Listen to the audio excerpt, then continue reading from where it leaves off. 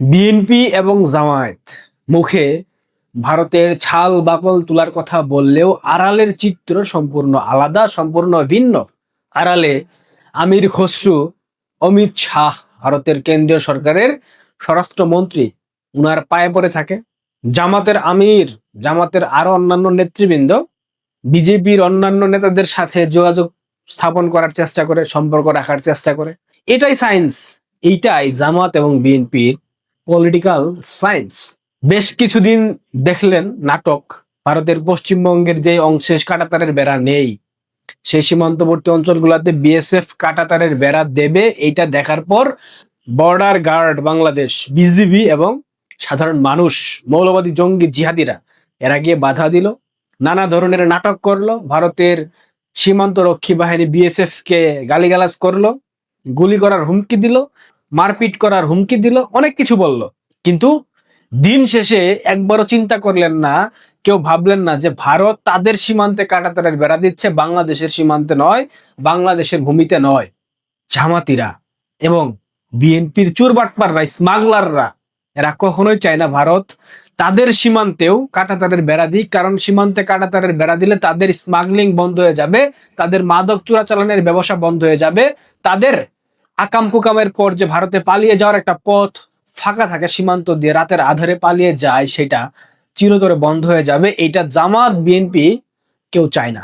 কারণ 2008 সালে আওয়ামী লীগ ক্ষমতায় আসার পর এই যে জঙ্গি বিরোধী অভিযান, এই যে দুর্নীতির বিরুদ্ধে জিরো টলারেন্স ঘোষণা করা, এই সময় কিন্তু জামাত এবং বিএনপির সন্ত্রাসীরা সীমান্ত পাড়ি দিয়ে ভারতে চলে গিয়েছে।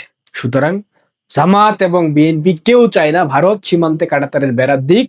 তারা কেউ চায় না শুভেন্দু অধিকারী, পশ্চিমবঙ্গের মুখ্যমন্ত্রী, এবং মানিক সাহা, আসামের মুখ্যমন্ত্রী, তাদের সাথে সম্পর্ক নষ্ট হোক।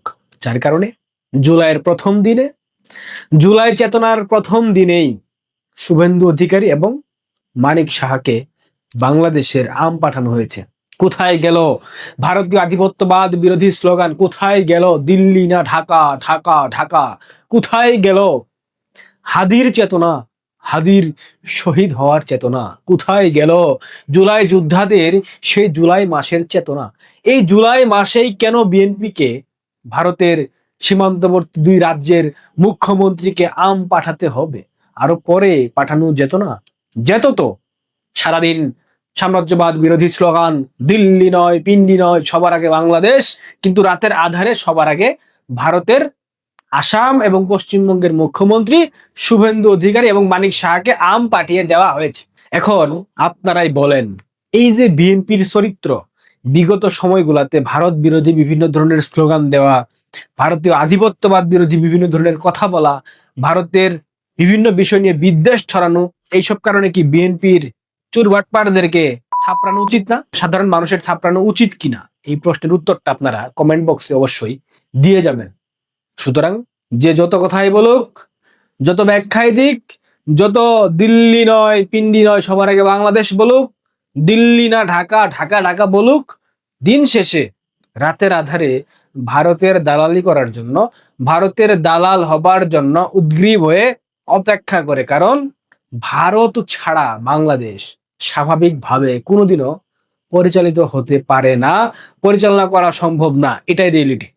মানলে মানেন, না মানলে না মানেন, কোনো হুমকি ধামকি না, এটা সম্পূর্ণ সত্য এবং বাস্তবতা। ভালো থাকবেন।